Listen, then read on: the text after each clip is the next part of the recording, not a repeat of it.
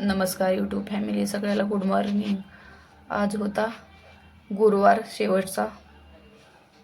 चला म्हणलं चहापासून सुरुवात करूया. मस्तपैकी सकाळ सकाळ चहा वगैरे केला. आहोंसाठी दूध वगैरे गरम केलं. हे दूध गरम करून आहो इकडे पेपर वाचत बसले होते. त्यांना घेऊन चालले होते.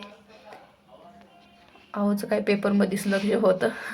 ते नंतर म्हणले खूप गरम आहे, खाली ठेव, मी नंतर घेतो. मग काय, मी माझ्या चहा घेण्यासाठी गेले. चहा मस्तपैकी असा गरम कडक कडक घेतला. चहाशिवाय सकाळ नाही. मस्तपैकी असा चहा वगैरे घेतला. मग काय इकडे लागले देवपूजेच्या तयारीसाठी. मस्तपैकी असे देव पितांबरी छान घासून वगैरे घेतले ब्रशनी. छान असे चकाचक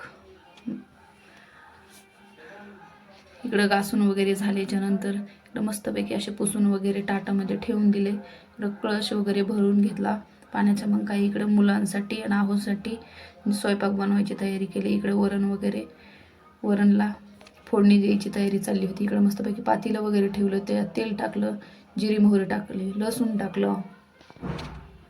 मस्तपैकी असं छान तडतडी होईपर्यंत कढीपत्ता टाकला.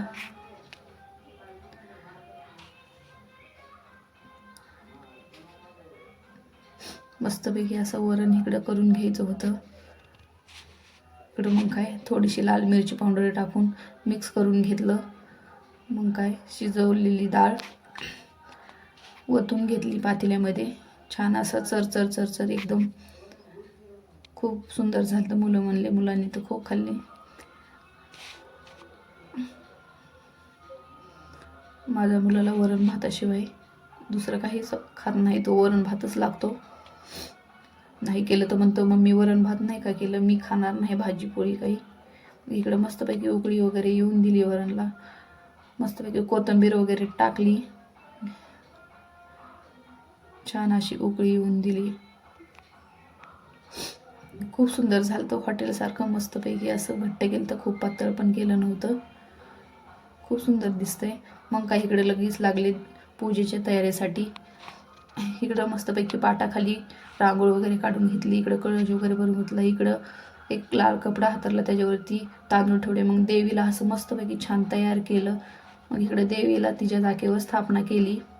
इकडं मग पूर्ण माझी पूजा तयार झाली. बघा कशी वाटते ती, खूप सुंदर असं. मग काय रांगोळ राहिली होती ती काढून घेतली मस्तपैकी अशी छानपैकी. खूप सुंदर वाटत होतं, प्रसन्न वाटत होतं. लास्टचा गुरुवार होता, चौथा गुरुवार. मग काही इकडे पण दारासमोर थोडीशी रांगोळ काढून घेतली. चला म्हणलं आजच्यासाठी एवढंच. चला भेटू, बाय.